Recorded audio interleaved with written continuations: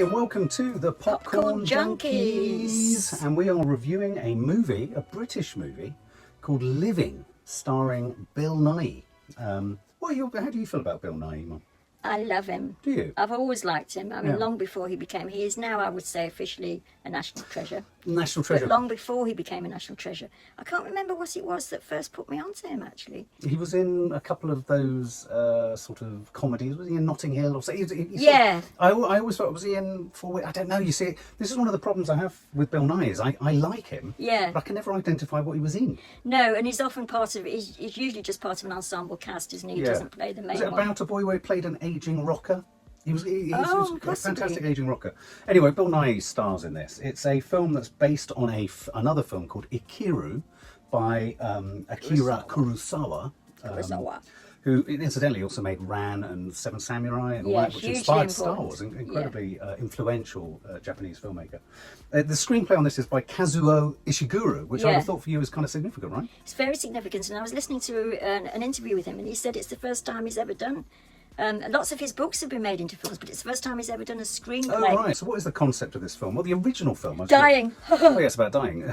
Or how to make the most of living when you know you're going to die. A good death. A good death. So his character, Mr. Williams, he works in a bureaucratic environment, as you rightly said in the screen, and Kafkaesque. It's actually a planning department, isn't it? Yeah. He works in an incredibly tiny, cramped office with about 4 other men and a woman. And we start the film actually following this younger aspirant gentleman, don't we? Who's quite good, isn't he? I thought he was a good actor, I can't remember what his name was. Was he Mr. Wakeling? I think so. Yeah, played by Alex Sharp. He's fabulous. The film started with a curiously odd montage, if you like. Montage. Of archive footage of London. Yeah, which I thought was great. I thought they were quite nice because they plopped the titles to the film on it. And I was kind of struggling to think, was this the original film? Well, it was really nice seeing footage of London, wasn't it? Old footage of London, which I thought was a really nice device to take us back in time. And it was all the usual tropes, wasn't it, from that sort of period where all the men in bowler hats queue up to get the train to get to London and walk across the bridge. And I liked all that sort of stuff at the front of the film with the gentlemen on the platforms with their bowler hats and all that kind of stuff. I loved the first conversation between him and his work colleagues. Yes. Where they said, we don't really smile or have fun. No. And he was a smiley young man full of kind of aspirations and hope. Yeah. I mean, it must seem to some people, modern day people, it must seem so antiquated, that sort of idea. But both my parents were civil servants, and I know my mum described exactly that situation to me, of having the thing pile up in front of you and you're having to deal with it. You mean in the office? In the office. And up to a point, when I was first a librarian, we used to have stuff like that. Yeah, what Mum was referring to is the paperwork that builds. Because of course this is pre-computer and all that kind of stuff. Yeah, so, and almost the more successful you are, the bigger the pile is. You would have thought it was the opposite. But this young boy is used as the kind of access point into this office where we're introduced to Bill Nighy's character, Mr. Williams. And Mr. Williams is essentially the boss. They're all very sort of deferential to him. In a very quiet way, Very quiet way, yeah. He's a very sort of... And I have to say, right from early on, I don't know about you, and I'm going to go off on a personal tangent here, his character, he's very low-key. Yeah. Doesn't say much. Yeah. No expression. No. Walks slowly, walks silently, just virtually not there. Or as one of the characters later in the film says, his nickname is... Mr. Zombie. Mr. Zombie, yeah. But he really, really reminded me of my grandfather, your father. Yeah. And this whole film, in a sense... It's definitely of a bygone age, isn't it? Yeah, but made me think about men of that era. Yeah. And what the hell was going on for them? Yeah. What was going on for them? Yeah. How did they measure their success, or how did they measure... Who?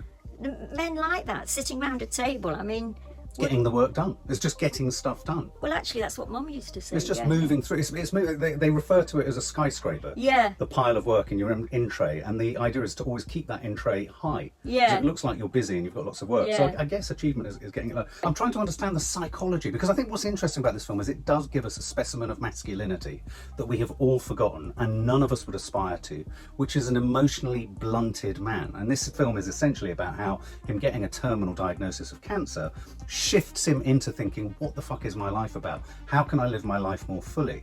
But it just made me really think about men of that era. What was going on for them? And it kind of made me feel really sad, because I thought, oh, how tragically sad for these men of a certain generation who were probably feeling so many things but didn't really understand them, and precisely sort of steered all of their emotional complexities into the rigmarole of just doing the same job every day. Every day, yeah. Very, very anodyne, wasn't it? I mean, so anodyne. All about bureaucracy, and that's very much what the original film was about. Yeah, and you can't actually think that they had a sort of life. That's what I mean, but they must have done. But they must have done, yeah. In their heart. But maybe they were just so trained. Because it's like you said at one point, you said, God, people must just look at this and think, why it's so curiously English. Yeah.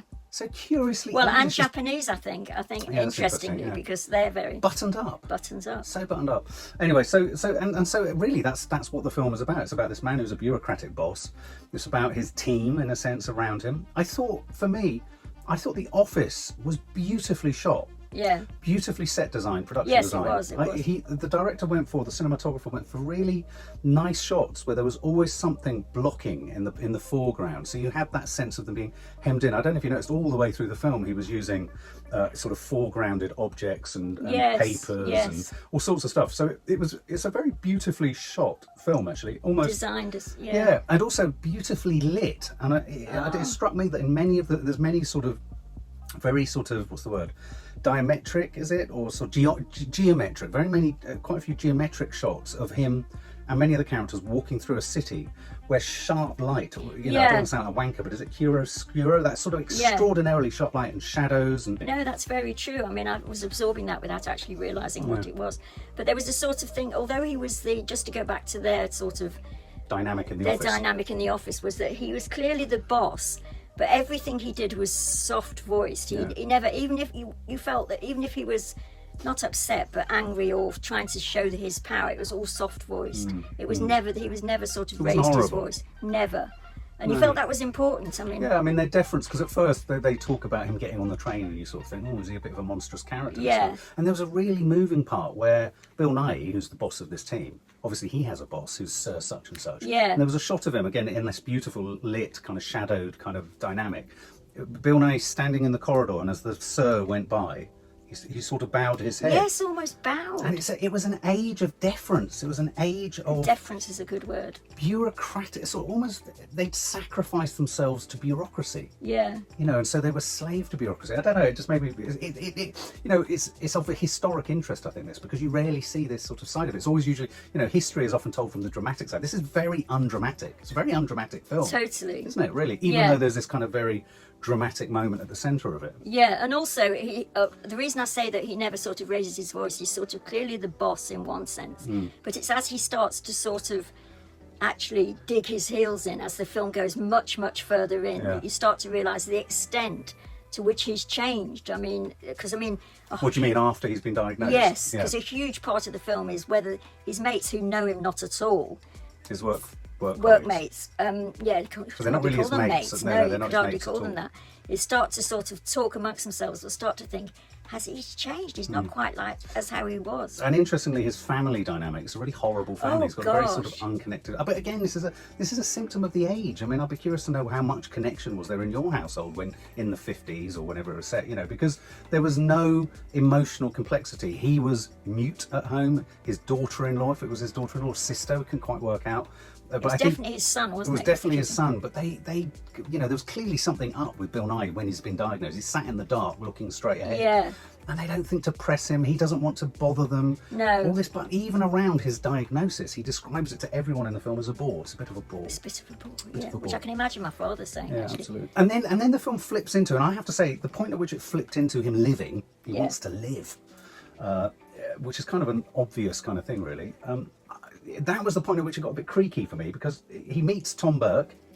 He's this artist type on the coast. Yeah, he goes down on a sort of... He runs away, basically, which is so the character just wouldn't do that. No, and he's run away to do something quite depressing. And the way that we're introduced to that, which I thought was quite interesting, is that we're introduced to we know that it's the coast. We don't know which part of the coast. We're introduced to Tom Burke talking to a woman in a cafe. And then Bill Nighy is very firmly fixed in the background. And then the only reason Bill Nighy gets involved in the conversation, and this is how we know how serious it is that he hears the Tom Burke character saying he never gets enough sleep, And Bill Nighy says, I've got something, excuse me interrupting, but I've got something that might, do for that. And then he takes that so many times that you immediately realise he's come away possibly to try and kill himself. Yeah, exactly. Yeah, I mean, It's all understated, and even that was understated. Yeah, I mean, wasn't it's it? almost like there's no drama to the diagnosis. There's no No. drama to the idea that he potentially wanted to take his own life. No. There was almost no drama, because then what ensues is a scene of almost Bacchanalian.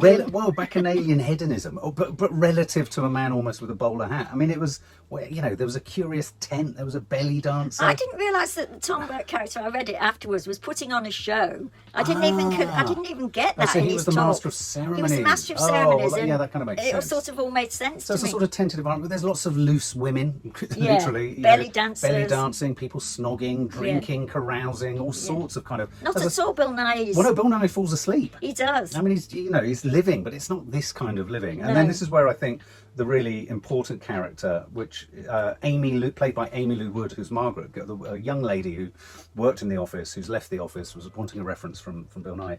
I thought she was a brilliant actress. I thought she played it beautifully. He becomes infatuated with her in some way. Yeah, infatuated, I would say, more by her youth and the fact that she's got it all in front of her, and the fact that she's so bold in that. He's sort of it's brought to his notice that she's got all of that, and he's been doing nothing of that. I had a problem with that, though, because I didn't feel she was that bursting with life. No, but she was to him. No, I know, but it's like you could have pointed it, you could have looked any other way. I don't know. I mean, I thought she played it beautifully. And so did. this curious friendship, potentially a bit unbelievable friendship, developed between him and her. And as you rightly say, she becomes this sort of almost she cradles this idea of sort of living life and having potentiality, and she's got it all in front of her and all that kind of stuff. And it's a curious film, really, because quite suddenly we're shown what happens to him. Yeah. And then for the last half an hour, we sort of then started to go into sort of flashbacks. Yeah. It's very curiously structured.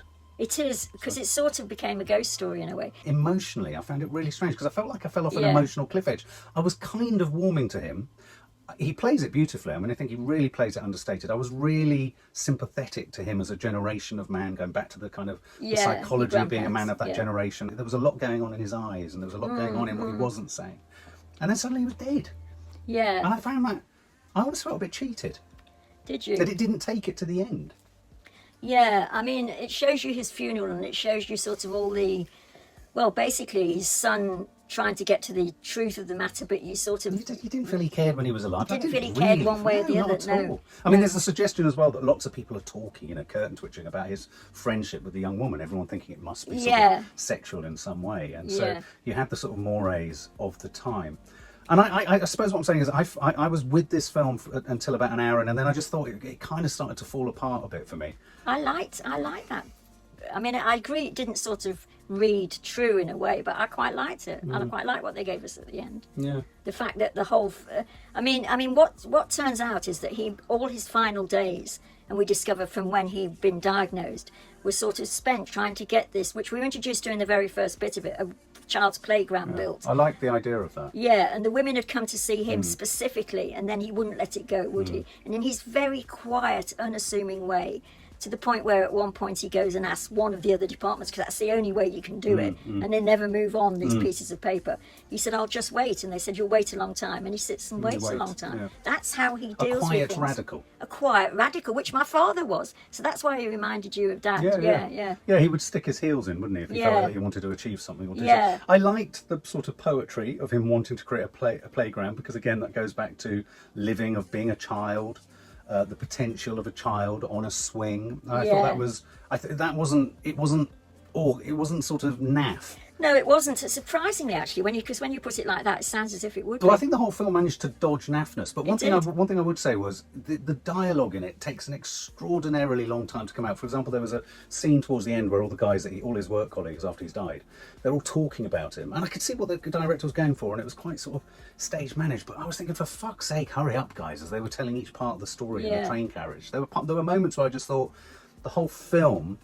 Not sped up, and I'm not talking about MTV age and us all needing things to be fast, but it really could have, it was a bit too languorous at times, I thought. It was. I mean, I had a sort of curious double thing of thinking actually it was very well directed, and wondering if these huge lengthy pauses, they obviously came from the script, and whether they were sort of insisted on in a way, because we'd got into the rhythm of these men taking ages to say anything. Well, I suppose what was quite nice about that scene was you felt going back to my thing, which seems to be obviously my obsession with this film, men of that generation, because I'm just trying to think, you know, the kind of the mental fucking acrobatics I go through on a minute by minute basis. And I think, well, this was going on for people. This would have been in must there. have been, yeah. And maybe that scene in the carriage, which took too long, was an articulation of how difficult it was for men then to tiptoe towards any kind of emotional opening up. Absolutely. And what they did in a very sort of, in this incredibly slow way, was decide that as Mr. Williams had done it this way in the end, they would do, they would learn a lesson from that. They would make, I mean, whether they do or not, I think we're sort of given to understand they don't do it in the end, but that's what they decide to do. So in sum up, what I would say was, if you've seen the trailer and you've got a sense of what this film is about, a man who's 70 whatever or 60 something, diagnosed with cancer, it's not actually as depressing in the ways that you think it would be depressing. It's almost not depressing at all. No, the diagnosis is very matter of fact because of the way that he deals with it, in a sense. I think for me, the tragedy and the sadness and the poignancy that I found in it is a huge tribute to Bill Nighy, was the buttoned up struggle he had with opening up, right down to when the woman over dinner, over lunch, said, "We call you Mr. Zombie," him processing what that nickname meant in terms of how he came across to the world and what he had been all his life. Yeah. I thought that was really sad. I thought it was really sweet. And so for me, the sadness in this comes from his slow dawning realisation of what he hasn't done, but what he can still do. Yeah, which I mean, if there's any reason at all for the Tom Burke character being there, is that he verbalises that, doesn't he? He says, well, you've only got 7 months, but you can do a lot in 7 months. Yeah, he gives them the reason to go for it. Yeah. So in sum, I would say this is an incredibly charming film. I went in thinking, oh God, I know exactly what I'm going to get. This is going to be another one of those British films, but it is incredibly British. It's incredibly workmanlike. But I would say the cinematography, the acting. It sounds a weird one to say, but the production design and set design was absolutely impeccable. Perfect, yeah. It really, which is important because it really took you back to this era. Yeah. Bill Nighy is at the centre of it. I found it a little bit sort of confused towards the end. I get what they were doing, but I don't know why. I just found it kind of, it kept neutering my emotional involvement. But it kept neutering my emotional involvement, and I found his moment of death too sudden. I felt like I'd had my relationship sacrificed too soon. Even though we go back to him, it wasn't satisfying. We were wrong-footed a couple of times, in the sense that the first look we see of this man, I thought was him as a younger man. Yeah. Turns out that he's not. We don't actually see him for a bit, and they did the changes of tone. But there was a nice suggestion there that perhaps that was the kind of younger man he was. Yes, open faced, because he was a nice man. He was a nice man. Also, let me just say as well, suburbia, which you and I have a horror of, and but also a comfort from, I get too. Whenever I'm in suburbia, I feel comforted because it's where I felt safest. I suppose so, yeah, of course. I just have a hot screaming horror. Right, I bet. But they did that so well. It was almost like one. Yeah, all the stuff in the house was great. I thought the dinner table was really well done. I mean, you think about it, you unpack it. It's actually a really neat little film. Yeah. And I hate using the word sweet. It's a gently thought-provoking film. And so on that basis, I would say, I'm surprised. I was surprised by it as well, which is really nice. Surprised. I would give it 75 out of 100. Okay, well, I think all the same things as you, and we've said them all already. I've said them. But I would more or less give it exactly the same. In fact, it's pointless going in a different direction. I would give it 75 as well. It surprised me. I thought it really had more depth than I thought it was going to have. And he's brilliant. Yeah, and really nice to see a film where he's the star. Yeah, or he's the main and considering character. he's so low-key, you could sort of say, well, he's underplaying it to the point of... But that's where, having had a grandfather like we had, that's what men could be like. Yeah, exactly. What the hell, we ask ourselves as a family, what was going on in Dad's head? Because I used to call him Dad. What's going on in his head? Yeah. We will never know. No. And I think in a small way, this film gives you a little insight to what could have been going on in some of those men. Yeah, exactly. And also, very nicely put, I was just thinking the Tom Burke character as well made sure he got his hat, and that was crucial. Because I think that hat sort of made him almost into a different person. Yeah, and as you rightly said, Tom Burke is always great in it. And he is always great. Again, brilliantly acted all the way through. So I'd fully recommend going to see it. Yeah, and me. For more film and family fun, don't forget to click the subscribe button and make sure to click the bell to never miss an update.